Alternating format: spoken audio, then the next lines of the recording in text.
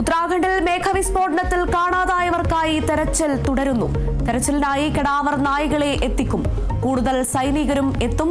60-ലധികം പേർ അവശിഷ്ടങ്ങളുടെ ഇടയിൽ കുടുങ്ങിക്കിടക്കുന്നുവെന്ന വിവരം. 130 പേരെ രക്ഷപ്പെടുത്തി.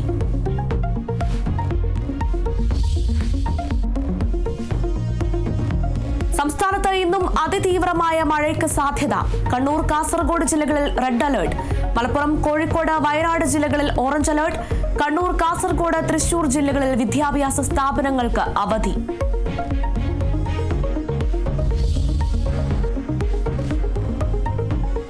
പത്തനംതിട്ടയിൽ അധ്യാപികയുടെ ഭർത്താവ് ആത്മഹത്യ ചെയ്ത സംഭവത്തിൽ വിദ്യാഭ്യാസ വകുപ്പ് നിർദ്ദേശം തള്ളി സ്കൂൾ മാനേജ്മെന്റ്.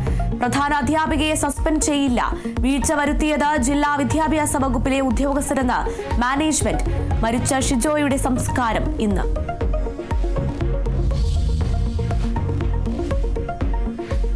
വിദ്യാർത്ഥികളുടെ യാത്രാ നിരക്കിൽ വർധന ആവശ്യപ്പെട്ട് സ്വകാര്യ ബസ് ഉടമകൾ ഇന്ന് ഗതാഗത മന്ത്രിയെ കാണും.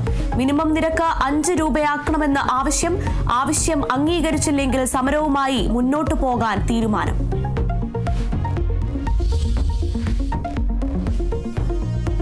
മുസ്ലിം പണ്ഡിത സംഘടനയായ സമസ്തയുടെ നിർണായക മുഷാവറ യോഗം ഇന്ന്. മുസ്ലിം ലീഗ് വിരുദ്ധരും അനുകൂലികളും തമ്മിലുള്ള തർക്കം പരിഹരിക്കൽ പ്രധാന അജണ്ട. പാണക്കാട് സാദിഖ് അലി ശിഹാബ് തങ്ങളെ മുഷാവറയിൽ പ്രത്യേക ക്ഷണിതാവാക്കുമെന്നും ചർച്ച ചെയ്യും.